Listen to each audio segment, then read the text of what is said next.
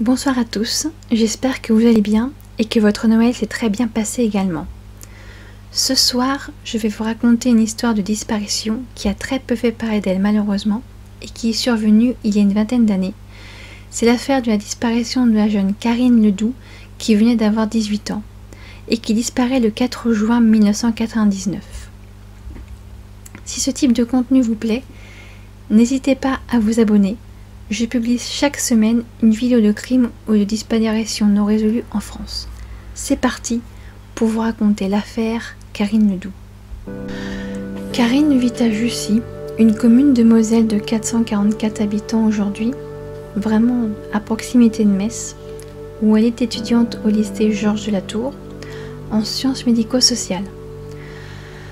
Au moment de sa disparition, elle effectue un stage dans une maison de retraite. Alors j'ai pas trouvé le nom malheureusement de la maison de retraite. Donc c'est très certainement dans la ville de Metz. Ou peut-être dans la ville de Jussy. Il faut noter que le jour qui va précéder sa disparition, quelque chose va se passer dans cette maison de retraite. Quelque chose qui va la travailler, la traumatiser. Elle va même ce jour-là se faire rudoyer assez violemment.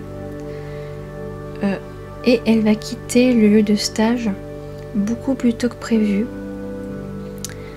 rentrer chez elle et s'enfermer dans sa chambre à double tour tout le reste de la journée ainsi que toute la nuit sans parler à ses parents. Petite ellipse et on est le lendemain matin aux alentours de 8 h. Sa mère dira n'avoir rien vu ni rien entendu, mais selon eux, c'est à cette heure-ci que Karine disparaît. Selon eux, nu-pied, vêtue d'un petit short bleu et d'un t-shirt blanc, et elle serait partie en courant.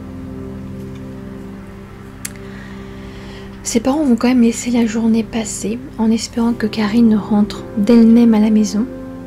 Ce n'est donc pas le cas, puisque Karine ne rentrera jamais.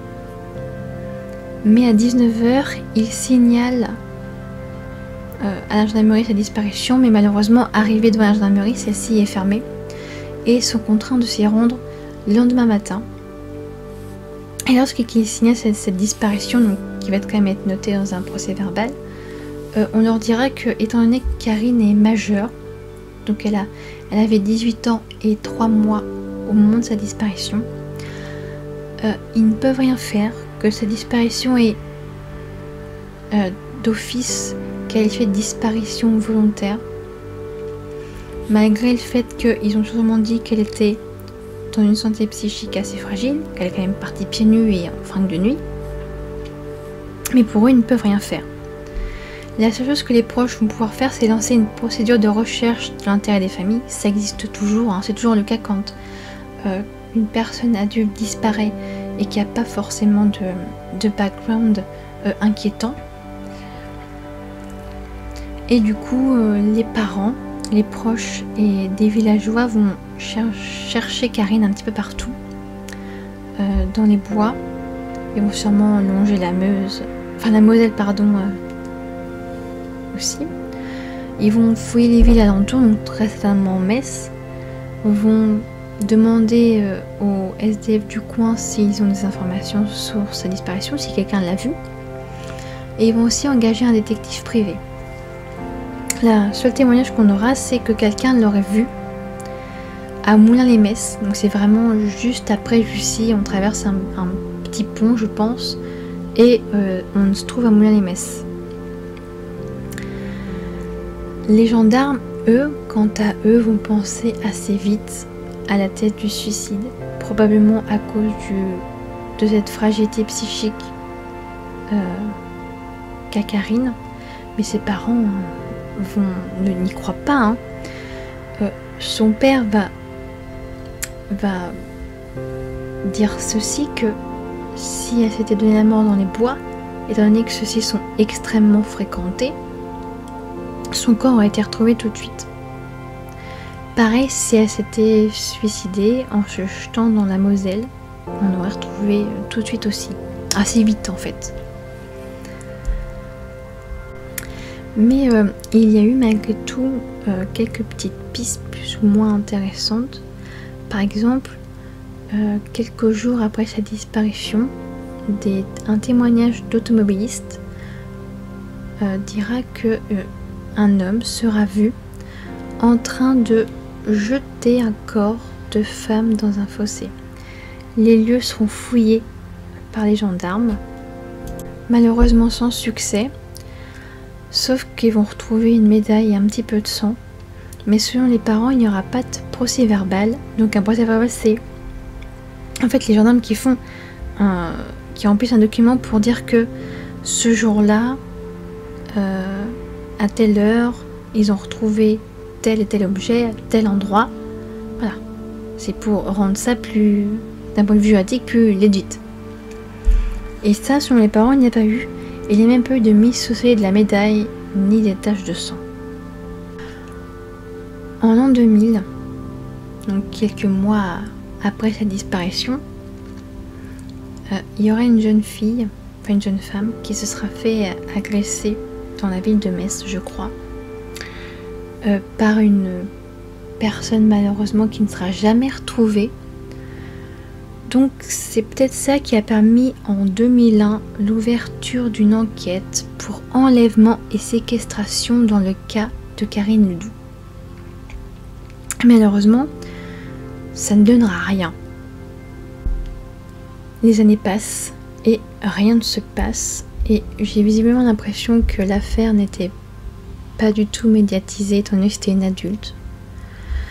Et depuis 2012, l'affaire est frappée d'un non-lieu, c'est-à-dire que techniquement sur le plan juridique, plus personne ne la cherche en fait.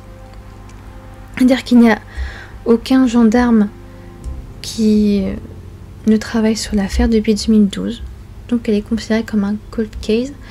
Et à part si de nouveaux éléments arrivent, elle ne sera peut-être jamais résolue.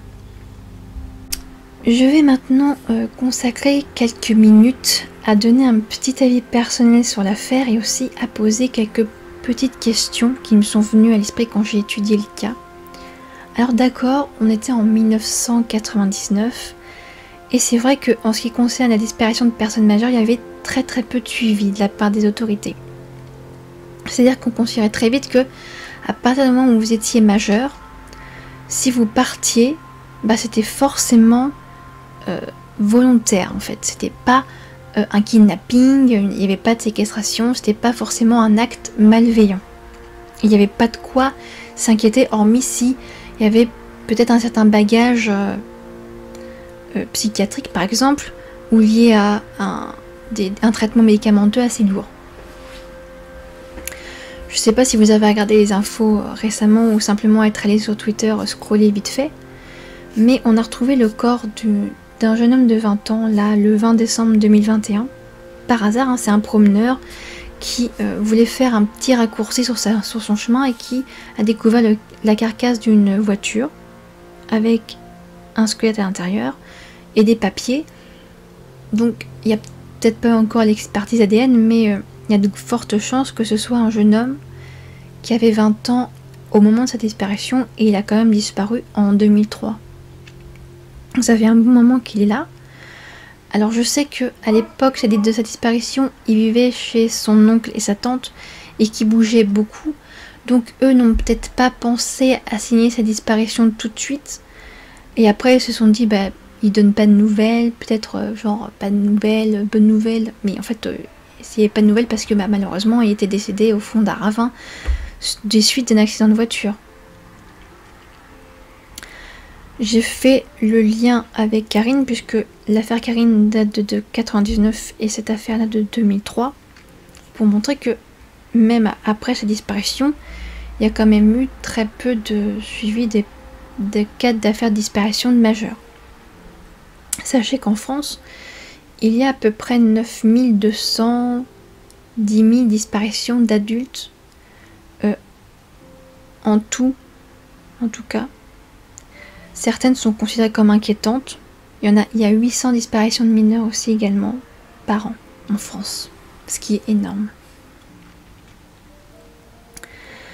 Une autre question, c'est qu'est-ce qui aurait pu arriver de si grave qu'est-ce que Karine aurait fait d'aussi grave sur son lieu de stage en maison de retraite? Parce que comme je vous l'ai dit, l'article du Parisien a bien dit qu'elle s'était fait roudoyer assez violemment ce jour-là, et c'est pour ça qu'elle est partie plus tôt, et que ça l'avait traumatisée. Donc je ne sais pas ce qui s'est passé, personne ne sait ce qui s'est passé, on ne sait pas pourquoi elle s'est fait engueuler, qu'est-ce qu'elle a fait de mal pour se faire engueuler à ce point-là. Surtout qu'à 18 ans, en théorie, c'est un stage d'observation avec un petit peu d'action, mais c'est beaucoup plus d'observation, de questions, que d'actes. Elle n'est pas là pour faire des soins aux patients, hein. Ça c'est le travail des aides-soignantes. Donc voilà, qu'est-ce qui se serait passé le jour qui précède sa disparition? Il y a aussi une autre question, c'est que sa mère a dit qu'elle avait rien vu, rien entendu. Alors comment elle a su que sa fille avait disparu à 8 h du matin, surtout qu'elle est partie de la maison à 8 h du matin ce jour-là, et pas qu'elle serait partie plus tôt dans la matinée ou au cours de la nuit pendant que eux dormaient et qu'ils n'auraient rien entendu, et que c'est à 8 h se disant bah il n'y a plus de bruit dans sa chambre, Karine n'est plus là, ils se sont dit bah elle est partie, mais ils ont mis l'heure à laquelle ils ont découvert qu'elle n'était plus là. Donc c'est à peu près tout pour les questions que je me pose. Et après il y a malheureusement une autre conclusion qui aurait pu venir, c'est-à-dire que ses parents savent très bien que il y a de grandes chances que leur fille soit malheureusement décédée. Ils le savent, hein, ils l'ont mis dans un article. Et ils ont dit que si elle était toujours en vie, elle aurait envoyé un signe quelconque pour montrer qu'elle était là et qu'ils s'inquiètent pas trop. Donc pour eux, ils savent très bien qu'elle n'est plus là. Et je me suis dit, il y a à peu près, on va dire, environ entre 800 et 1000 personnes qui sont enterrées sous X en France chaque année. Sur les 9200 personnes qui disparaissent en France, sur le site que je mets en barre d'infos, ça va être mis disparition inquiétante, mais le problème c'est que je sais pas s'ils comptent dans ces disparitions inquiétantes toutes les disparitions, même celles qui peuvent être volontaires mais qui restent quand même inquiétantes d'une certaine façon, c'est-à-dire qu'il n'y a plus le terme disparition tout simple. On fait disparition inquiétante en premier, et si la personne n'a pas vraiment de bagage particulier et tout, qu'on se rend compte qu'il y a eu des mouvements bancaires avant sa disparition, on va considérer que c'est une disparition volontaire et l'enlever du quota pour l'année suivante, par exemple. Donc, je sais pas comment ça marche. Mais je me suis dit, si ça se trouve, Karine est décédée, et comme elle avait du coup pas de papier, elle était pieds nus en short et t-shirt, on aurait très bien pu retrouver son corps plusieurs mois plus tard, hein, comme je vous ai dit dans mes vidéos précédentes. Par exemple pour le cas de la petite Maëlys. Son corps était à l'état de squelette en février et elle disparaît à la fin du mois d'août, donc il suffit à peine de quelques mois. Donc peut-être qu'on l'a retrouvé quelque part à l'état de squelette, hein, peut-être, voilà, à l'état d'ossement, sans ses vêtements, puisque les vêtements se sont peut-être dégradés au cours de la période en fait. Et du coup, elle est enterrée sous X, quelque part, en France. Enfin, c'est pas quelque part en France, c'est dans un cimetière. Il y a des cimetières particuliers, je crois, pour les gens enterrés sous X. Et s'il n'y a pas de prélèvement ADN de fait, bah, on saura jamais si on la cherche en France, ailleurs, pour rien, ou si on a déjà retrouvé son corps et qu'elle est enterrée dans un cimetière sous X, de façon anonyme, sans qu'on la recherche. Cette vidéo est maintenant terminée. Je vous remercie de l'avoir regardée jusqu'au bout. J'espère qu'elle vous a plu. J'ai donné du coup tous les éléments possibles sur cette affaire, si vous pourrez peut-être vous faire un petit avis, savoir si elle est vivante ou non, si comme je pense elle est enterrée sous X quelque part. N'hésitez pas à mettre un petit commentaire, un petit j'aime, et abonnez-vous pour des vidéos de crimes et de disparitions non résolues ou étranges tous les mercredis soirs. Je vous dis bonne soirée et à la semaine prochaine.